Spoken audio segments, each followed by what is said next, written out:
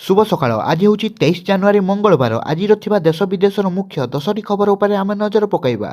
प्रत्येक खबर अति आपणकर दरकार एवं कामर मध्य नजर पकाइबा आगरू आम वीडियो को लाइक करी चैनल को सब्सक्राइब करना जदि सब्सक्राइब करंतु। खबर नंबर 1 बिराजिले रामलाला हेला प्राण प्रतिष्ठा। बिराजिले रामलाला अयोध्या राम मंदिर रे संपूर्ण हेला प्राण प्रतिष्ठा कार्य। काशीपीठरे वेदज्ञ प्राण प्रतिष्ठा कार्य संपूर्ण करिसेंती। मुख्य यजमान भावे दायित्व निर्वाह कले प्रधानमंत्री नरेंद्र मोदी। आरएसएस मुख्य मोहन भागवत योगी आदित्यनाथ और आनंदी बेन मध्य प्राण प्रतिष्ठा कार्य समापन बेले गर्भगृह रे उपस्थित थिले। खबर नंबर 2 24 तारिख रे उद्घाटित होबो ओडिया विश्वविद्यालय। आसंता 24 तारिख रे उद्घाटित होबो ओडिया विश्वविद्यालय। सत्यवादी निर्मित होइतबा ओडिया विश्वविद्यालय कोठार उद्घाटन करिवे मुख्यमंत्री नवीन पट्टनायक। पूर्वाह्न 11:30 रे रहिछि उद्घाटन समय। ए नै प्रेस विवृत्ति माध्यम रे जिला सूचना और लोक संपर्क विभाग पक्षर दिया जाइछि सूचना। खबर नंबर 3 वर्ष को 2 थर बोर्ड परीक्षा करिवो सीबीएसई। एणिकी वर्ष को 2 थर हेबो सीबीएसई बोर्ड परीक्षा। छात्र छात्री को परीक्षा चापर मुक्ति पाई केंद्र सरकार सीबीएसई पाठ्यक्रम रे एक परिवर्तन करने को जाउछंती।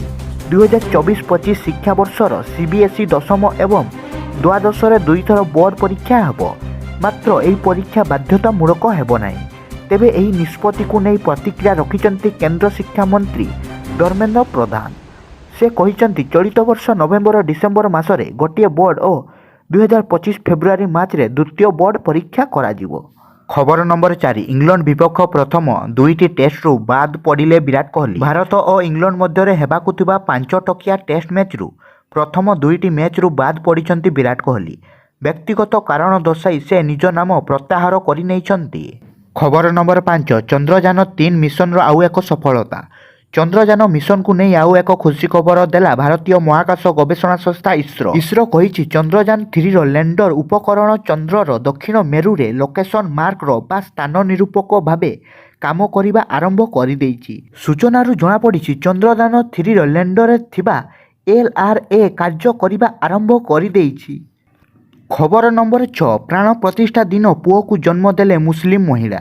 नाम रखिले राम रहीम। फिरोजाबाद यूपी रे अनेक गर्भवती 22 जनवरी अर्थात रामलालांको प्राण प्रतिष्ठा दिन प्रसव करने को इच्छा प्रकाश करथिले। एही समय रे मुसलमान महिला फरजान जिल्ला रे मेडिकल कॉलेज रे एक पुत्र संतान जन्म देइथिले। नवजात शिशुर जेजेमा हसन बानो कहिथिले जे आजी रामजी अयोध्या रे बसिचंती, तेणु आमे आमर पिलांको नाम राम रहीम रखिचु। खबर नंबर 7 रास्तार बसी रघुपति राघव गाइले कांग्रेस नेता राहुल गांधी। उत्तर पूर्वांचल राज्य रे भारत जोड़ो न्याय यात्रा को कांग्रेस पार्टी बाहर करिछि। भारत जोड़ो न्याय यात्रा रे एबे राहुल गांधी आसाम रे अछंती। मंदिर भितर को तांकू छड़ा न जिबारे से रास्तार ऊपर धारण रे बसिचंती।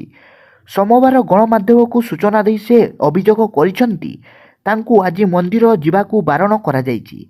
राहुल गांधी आज शंकर देव मंदिर को जिबार थिला, किंतु वर्तमान गणमाध्यम सह कथबार्ता बेले राहुल गांधी अभियोग करिसंती तांकू आज मंदिर जिबाकू बारण करा जाइछि। राहुल गांधी कहिसंती आमे मंदिर को जिबाकू चाहूचु, मु केउ अपराध करिछि, मु मंदिर को जाई परिबि नाही। खबर नंबर 8 आजिठारु प्रभु श्रीराम को दर्शन करिवे साधारण लोके। 500 वर्षरु अधिक समयर अपेक्षा सहित अयोध्या राम मंदिर रे रामलालांको प्राण प्रतिष्ठा कार्य समाप्त होइछि। आजिठारु राम मंदिर रे श्रीराम को दर्शन करिवे साधारण जनता। आजिठारु सर्वसाधारणଙ୍କ ପାଇଁ खोलिबो अयोध्या रे श्रीराम मंदिर। खबर नंबर 9 टीवी रे प्राण प्रतिष्ठा उत्सव देखिले मुख्यमंत्री नवीन पट्टनायक। आज अयोध्या रे थिबा श्रीराम जन्मभूमि मंदिर रे रामलाला मूर्ति उन्मोचन करिसंती प्रधानमंत्री नरेंद्र मोदी। मुख्यमंत्री नवीन पट्टनायक टीवी रे प्राण प्रतिष्ठा उत्सव देखिचंती। भगवान रामंको दिव्य दर्शन देखि हाथ जोड़िले प्रणाम करिसंती मुख्यमंत्री। पाखरे अछंती 5T अध्यक्ष वीके पांड्यान उपस्थित रहितिले। खबर नंबर 10 17 जिल्लार मंत्री 12 जिल्लार जिल्लापाल पताका उत्तोलन करिवे। आसंता साधारणतंत्र दिवस रे राज्यपाल रघुवर दास लयर पीएमजी रे अनुष्ठित हेबाकु थिबा राज्य स्तरीय उत्सव रे मुख्य अतिथि भावे जोगदेई जातीय पताका उत्तोलन करिवे।